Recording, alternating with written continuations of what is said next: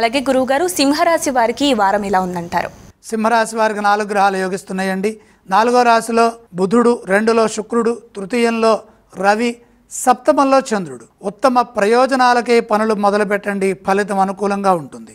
ఎవరి కోసం చేస్తున్నాం, ఎందుకు చేస్తున్నాం, అసలు ఎందుకు చేయాలి అనేది తెలిస్తే ఆ పనిలో ఉత్సాహం ఉంటుంది.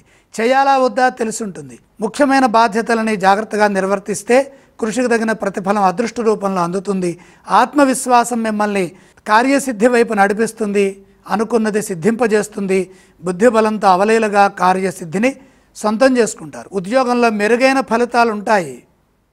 తోటివారి నుండి ప్రతిఫలం ఉంటుంది, తోటివారి నుండి ప్రోత్సాహం ఉంటుంది. శ్రమకు తగిన గుర్తింపు, ప్రతిఫలము ఉద్యోగంలో లభించడమే కాకుండా గౌరవం కూడా పెరుగుతుంది. ప్రతిభను ఉపయోగించి సత్ఫలితాలని సాధిస్తారు. మీ వల్ల కొందరికి ఉపకారం జరుగుతుంది. నిరంతర సాధన మేలు చేస్తుంది. బుద్ధి బలం అన్ని విధాలా పనిచేస్తుంది. వ్యాపార ప్రయోజనాలు సమకూరుతాయి. స్వల్ప ప్రయత్నంతోనే వ్యాపారంలో గొప్ప ఫలితాన్ని పొందే అవకాశం కలుగుతుంది. శుక్రయోగం ఆర్థిక స్థితిగతులని మారుస్తుంది, ఉన్నత స్థితిని ప్రసాదిస్తుంది. వివాదాలకు అవకాశం కల్పించకుండా ప్రశాంతంగా ఆలోచించి సమాధానాలు ఇవ్వండి.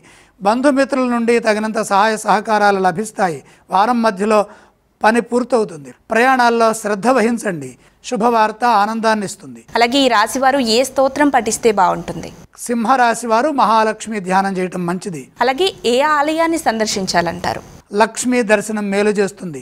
ఈ రాశి వారు ఏవేవి దానం చేస్తే బాగుంటుంది? బలమైన గ్రహాలు యోగిస్తున్నాయి కాబట్టి దానాలు అవసరం లేదు.